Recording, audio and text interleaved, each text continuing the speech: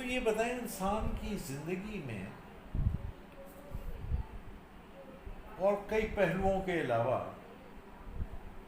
ایک جو خاص پہلو ہے وہ یہ ہے کہ ایک اس کی لائف کا حصہ وہ ہے جسے ہم کہتے ہیں بیچلر لائف.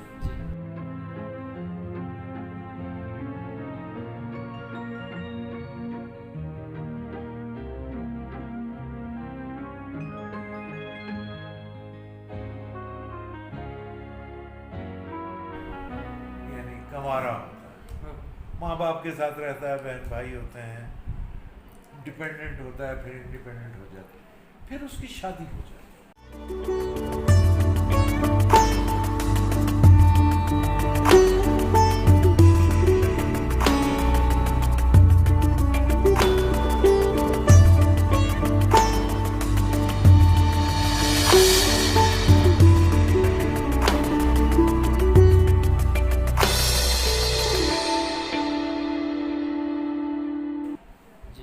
شادی کے بعد اس کی لائف فوری طور پر یکسر تو چینج نہیں ہوتی, لیکن بالآخر وہ پہلی زندگی اور بعد کی زندگی مختلف ضرور ہو جاتی ہے. جی بالکل.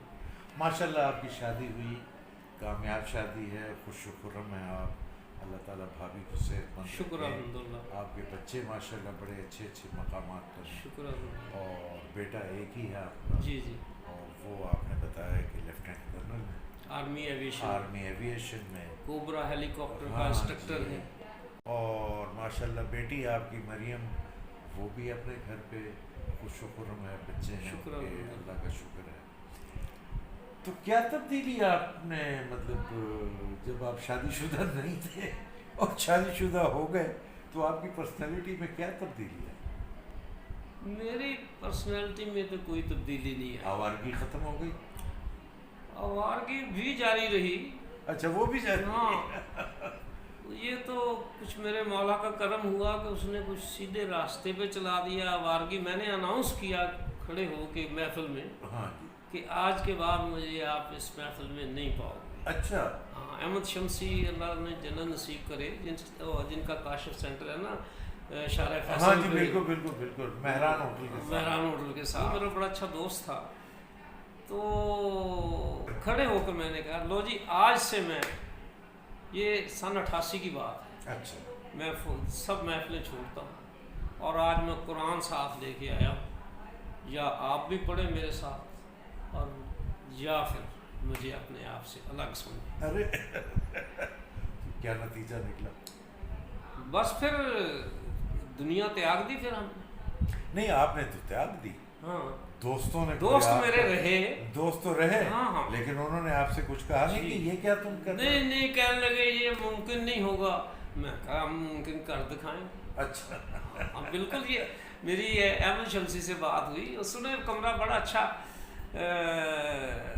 سجایا ہوا, 15ویں فلور پہ اس نے کمرہ رکھا ہوا تھا جس میں بیٹھ کے ہم باتیں کرتے تھے.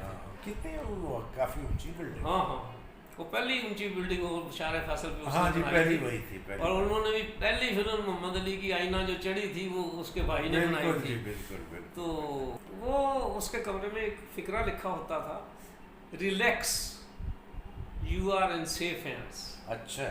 یہ کمرے میں لکھا ہوتا ہے, میرے کمرے میں ریلیکس کرو آپ. تو اس نے کہا یہ ممکن نہیں ہوگا. میں نے کہا یا میرے رستے پہ آپ آ جائیں گے یا میں پاسے ہو جاؤں گا. وہ بار کا میرے دوست مجھے اسی طرح ملتے رہے. حفیظ بعلیم اللہ تعالیٰ انہیں بھی جنت نصیب کرے. مطلب جب ہم ان کے گھر بیٹھتے تھے بڑی محفل ہوتی تھی.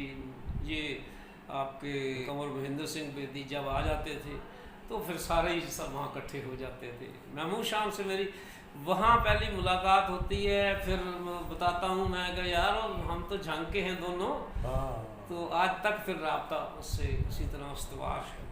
اچھا زندگی میں ویسے تو کافی لوگ ملتے ہیں, کچھ تھوڑے عرصے کے لیے, کچھ لمبے عرصے کے لیے, لیکن ایک دوستی کا جو ایک رشتہ ہے جی وہ چند ایک کے ساتھ ہی چلتا بھی ہے اور یعنی پکا بھی رہتا ہے. آپ کی लाइफ में कितने आप समझते हैं दोस्त आप बहुत थोड़े दोस्त आए मेरे ऐसे।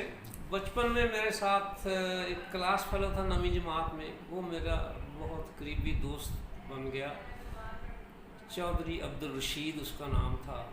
वो टीचिंग करता रहा, गुज्जर था, और अभी फैसलाबाद में मुकीम है। अच्छा। अपने बेटों के साथ उससे आज तक मेरा राब्ता है, और बचपन के दोस्तों में वो एक मेरा दोस्त। अच्छा। और एक वहाँ का और लड़का था गुलाम अब्बास, वो तहरीरें बड़ी अच्छी लिखता था, लेकिन उसको मौका ही नहीं मिला कहीं खुल के लिखने का। तो वो गुलाम अब्बास भी अभी यहीं है, लाहौर में है। अच्छा। तो उससे भी राब्ता रहता है। कराची के मेरे दोस्त जो हैं, सबसे करीबी दोस्त ज़फ़र इकबाल वास्ती, मेरा उससे घरेलू तल्लक है। मतलब उनके वो एक्सपोर्ट वाले जो ग्लव्स के एक्सपोर्टर थे सबसे बड़े, फिर वो डाउन ही होते गए, लेकिन उनके वालिद साहब मुझे बहुत प्यार करते थे। ये वही है ना जिनका आपने तस्करा किया कि वो 500 सूट भेजने थे? नहीं, वो और हैं आर्टिस्टिक मिलियनर वाले। अच्छा। हाँ, यकूब उनका नाम है। और फिर EPZ में आए, वहाँ मैंने उनकी फैक्ट्री लगवाई। अच्छा। जॉर्डन में उनकी फैक्ट्री लगवाई। वो बहुत ही बड़े बिजनेसमैन बन गए। हाँ। लेकिन आप कह रहे थे कि ज़फ़र आपके दोस्त? हाँ, ज़फ़र इकबाल जो है ना वास्ती, ये मेरा दोस्त है। उस दिन जो मेरी एल्बम देखी और उनकी तस्वीर पहचानी उसने कि ये तुम्हारा कैसे वाक़फ़ है, मैंने कहा मेरा क्लास फेलो। तो फिर उसकी माँ के पास ले गया अपनी, उसकी माँ ने फिर मुझसे और जंग के लोगों का पूछा, नूरी आपा कोई हुंदी सी, ਉਹਦਾ ਪੁੱਛਿਆ। हाँ, ਉਹਦੇ ਨਾਲ गए। तो वो सिलसिला उनसे ख़ानदानी, अब उसके ख़ानदान के लोग, ज़फ़र इकबाल वास्ती की ख़ानदान के लोग मुझे ज़्यादा जानते हैं। मतलब हमारी दोस्ती इतनी कि सारे ख़ानदान वाले पहचानते हैं कि जैसे यही मैं उनके घर का फ़र्द। मतलब वो अभी तक चल रही है आज भी। मतलब वो कराची में मैं उनको छोड़ आया। तो इसी तरह अली हमज़ा गौहर की शायरी ने मुझे बड़ा मुतासर किया जी। और उनकी बीवी और ये अली हमज़ा गौहर है, दोनों ने मिल के फिर हम कराची की कोई टॉप क्लास महफिल नहीं जो हमने अटेंड ना की। PC की, शिजान की, इनकी सब की मुझे ग्रूम करने में इन दोनों का बड़ा हाथ है। कैसे उनमें तब्दीली कैसे आई? हाँ, अब क्योंकि बाद में तो वो एक, मतलब मैं ये पूछ रहा हूँ कि उनमें तब्दीली कैसे आई? कि उसमें बात करने का अल्लाह ताला ने फ़न दिया था। हाँ। वो मुझसे कहते थे कि देखो सामला भाई, मुझे माइक पे बोलने की सेंस कहाँ से मिली। ड्रामे कराते थे वो मियाँ बीवी वहाँ, मतलब स्टेज ड्रामा कराते थे, जिसमें कभी कभार ये मरीम का ससुर भी काम कर देता था। तो वो और इस्तेमाल कहाँ, ये एक मस्जिद है बड़े मैदान में जहाँ के वो ख़तीब थे, मौलाना हमज़ा अली कादरी जी, उस बड़े मैदान की मस्जिद के ख़तीब थे कन्वर्जन के बाद। हाँ, लेकिन कैसे कन्वर्ट हुए मैं उस तरफ आ रहा हूँ। हाँ। ये उन्होंने बोलने का तो फ़न था ना, माइक पकड़ने का फ़न था।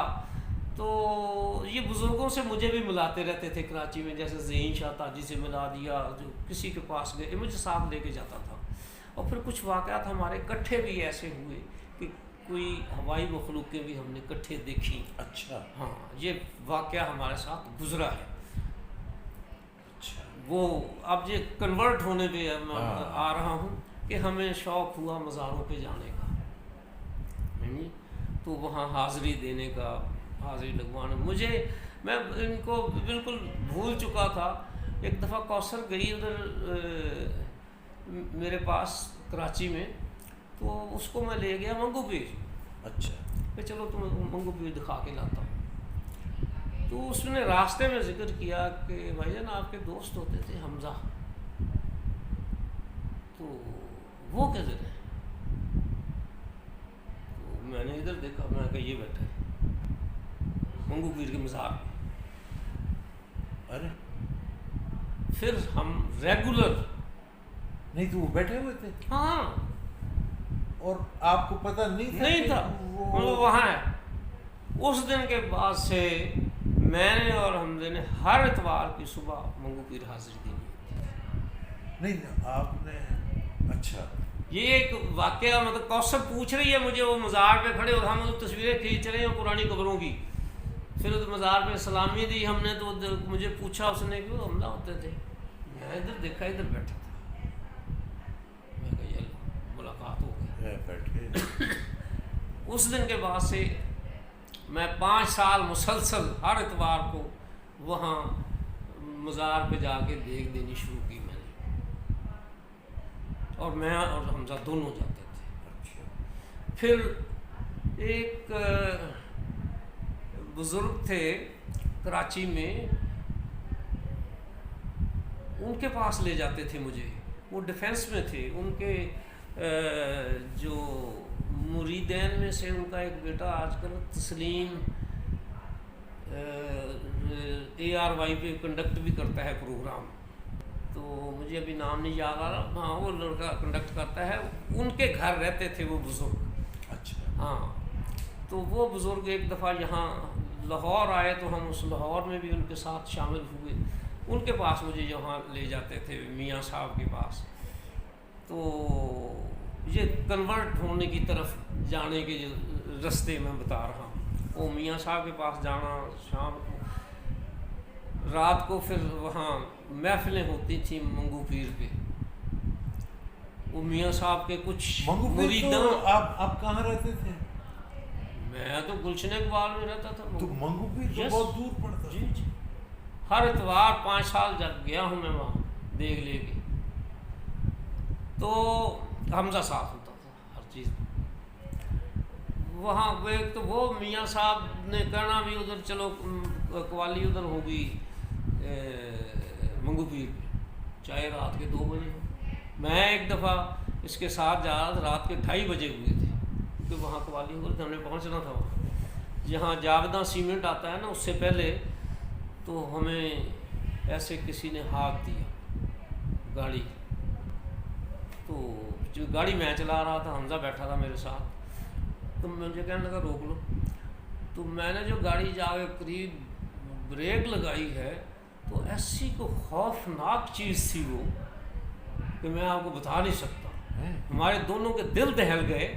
تو میں نے بریک لگانے میں ایکسیلیٹر پیر رکھ کے دوڑا دیا. ہاں, یہ گاڑی کا پوائنٹ تھا, کون سی جگہ؟ یہ ہے منگو پیر سے پہلے, اب تو بڑی آبادیاں ہو گئی ہیں, ایک جاویداں سیمنٹ ہے, اس کا موڑ ہے. اچھا.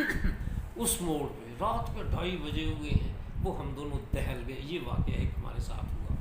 پھر مجھے ادھر لے گئے. کیا تھا بس کوئی ہمیں دونوں دہل گئے تھے. تو پھر اس کے بعد یہ بڑے میدان کی مسجد تھی, یہاں ایک بابا تھے مؤذن, اور ادھر ہی رہتے تھے. تو ان سے ملاقاتیں میری کرانی. تو پھر وہ بابا جو تھے نا, انہوں نے ایک دفعہ ہاتھ پکڑ کے کہا بھی یہ اسٹیج تم سنبھالو یہاں. حمزہ کا ہاتھ. ہاں, یہ اسٹیج تم سنبھالو. تو اس دن کے بعد سے وہ وہاں خطیب خطبہ دیتے رہے ہر جمعے کا. تو علم تھا پہلے؟ علم تو منگو پیر جانے سے. یہ کہ حمزہ صاحب کی پہلی جو آپ جب سے آپ سے دوستی ہوئی, جی جی, تو شاعری اور ریڈیو اور ڈرامہ اور یہ سارا کچھ, تو یہ دینی علم. ہاں ہاں, پھر دینی علم کی کتب اکٹھی کرنی شروع کی. تفسیریں کیا, سیرت النبی کتابیں بہت اکٹھی کر لیں, ساری پڑھی. یہ 1980 کی بات ہے جب انہوں نے آہستہ آہستہ کنورٹ ہونا شروع ہوئے. تو پھر تو کوئی چیز رہی نہیں باقی. تو ہم انہیں کیا عالم کہیں گے یا کوئی روحانی شخصیت کہیں گے؟ روحانی کا تو میں نے پہلے آپ سے تذکرہ کیا کہ اس کو اللہ تعالیٰ نے ایک ویژن دیا, بس وہ ٹو دیٹ ایکسٹینٹ. میں ساری عمر سے یہی کہتا رہا کہ مجھے حمزہ علی قادری سے نہیں ملنا, مجھے علی حمزہ گوہر سے ملنا ہے. اور مجھے جب ملو علی حمزہ گوہر بن کے ملو. یہ میری ان سے مکالمہ رہتا تھا. تو کیا جواب ملتا تھا؟ کہتا علی حمزہ گوہر ہی ملے گا آپ سے. ہوئی تو نہیں۔ آپ کو حمزہ صاحب نے کبھی یعنی حمزہ علی حمزہ گوہر کے علاوہ حمزہ علی قادری بن کر بھی وہ ملے؟ بڑا بن کے مجھے ملا، لیکن میں نے کہا مجھے صرف علی حمزہ گوہر سے ملنا ہے۔ آپ قادری سید حمزہ علی قادری ہوں گے سب، لیکن میں نے آپ سے ملنا ہے علی حمزہ گوہر کے۔ تو بہرکیف ان کو بڑا اللہ تعالیٰ نے نوازا، بڑے ان سے کام لیے۔ یہ اسی 1980 کے بعد کی بات ہے کہ پھر انہوں نے ان سے کام لیے گئے۔ اچھا ہاں، آج قرآن کا ترجمہ آپ ڈالیں یوٹیوب میں، ہے جی، سید حمزہ علی قادری کا، تو یہ ڈیلی کی ڈیوٹی تھی ترجمہ ریکارڈ کرانا کنز الایمان کا۔ پورے قرآن کا ترجمہ ان کا ملتا ہے، یہ ان کا پورے قرآن کا۔ ان کا اپنا کیا ہوا ترجمہ؟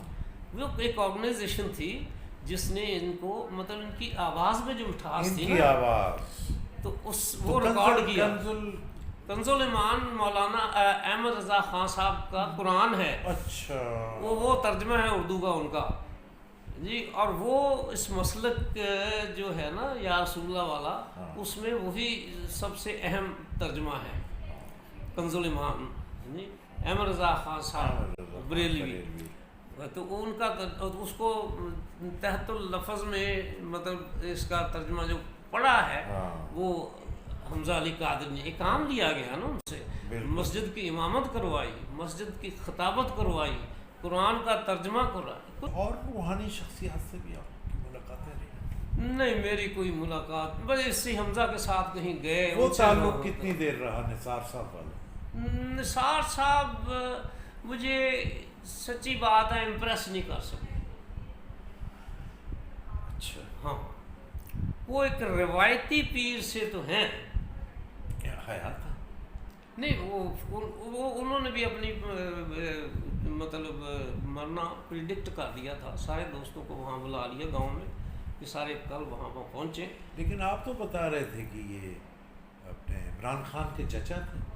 وہ کہتے سنا میں نے یہی تھا کہ بھی اسی خاندان سے ہیں یہ نثار احمد خان، تو وہ یہاں کرشن نگر میں رہتے تھے، تو میں 5 مہینے ان کے پاس جاتا رہا۔ ہاں، تو چونکہ 1934 کے گریجویٹ تھے گورنمنٹ کالج سے، تو ان سے کوئی تعلق بتاتے تھے۔ اب آپ نے بتایا نا کہ والد صاحب آپ کے، تو یعنی آپ نے سادہ لفظوں میں بتا دیا کہ یا رسول اللہ۔ ہاں، سیدھی بات۔ اور آپ کے خاندان کے باقی لوگ جو ہیں وہ ذرا اہل حدیث ٹائپ ہے۔ آپ جو ہیں چونکہ والد صاحب سے بڑی محبت رہی آپ کی جی، اور آپ نے ان کا تذکرہ بھی بہت کیا اور کرتے بھی جی، اور ظاہر دوسرا خاندان بھی ہے جی بالکل۔ تو آپ یہ دونوں کے بیچ میں کہیں وہ تو نہیں ہے مطلب ذہنی طور پر کہ ادھر بھی کچھ اور کچھ ادھر؟ نہ میں صرف ایک ہی طرف۔ وہ کون سی طرف؟ یا رسول یا رسول۔ میرا تو جب سے ہوش سنبھالا ہے میں دوسری چیز سوچ ہی نہیں سکتا۔ آپ کی باتوں سے اور آپ کے سارے سے کہ آپ کے والد صاحب کے ساتھ آپ کی بڑی قربت اور محبت۔ جی والدہ کا بھی بتائیں نا۔ واہ، میری والدہ، ایک تو میں نے وہ واقعہ سنایا کہ بھی انہوں نے کہا باہر تو نہیں چلے جاؤ گے، میں نے کہا نہیں، گورنمنٹ ہی لے جائے گی۔ میں تو پھر والدہ میری جو ہے نا مجھے کہنے لگی تم اسلام آباد آتے ہو جنگ ہو کے جایا کرو۔ میرے مہینے میں 2-3 چکر لگتے تھے اسلام آباد کے۔ میں نے ان سے وعدہ کر لی۔ اب میں اسلام آباد جانا ہوتا تھا، پہلے لاہور اترتا تھا، جھنگ جاتا تھا، واپس آتا پھر اسلام آباد چلا، یا واپسی پہ وہ والدہ کو سلام کر کے جانا، مل کے جانا۔ اس نے کنڈیشن لگا دی تھی جب آپ آؤ گے، اور دعائیں کرتی تھی۔ میرے اتنے دورے آتے تھے اسلام آباد کے کہ مجھے بگائے رکھتی تھی۔ پھر ایک دفعہ 1998 میں وہ کوئی چیئرمین آیا بشیر احمد قریشی، تو وہ کوئی نالائق سا آدمی تھا، باقی ہر چیئرمین آتا تھا پہلے میری منتیں کرتا تھا تو آگے چلتا تھا، مطلب ایسی ایکویشن ہو جاتی تھی میری۔ وہ لوگوں کی باتوں میں آ کے انہوں نے جی مجھے لاہور ٹرانسفر کر دیا۔ میں لاہور آ گیا، لاہور میں کوئی جگہ ہی نہیں تھی ایسی میری اس پوزیشن کے لیے، تو یہاں مجھے لاہور ٹرانسفر کر دیا۔ خیر جی، پھر وہاں کے لوگوں نے جو بزنس مین تھے سارے مل گئے, انہوں نے پرائم منسٹر نواز شریف کے سامنے کہا یہ بڑا چور قسم کا بندہ آپ نے چیئرمین لگا دیا ہے تو اس کو بدلیں.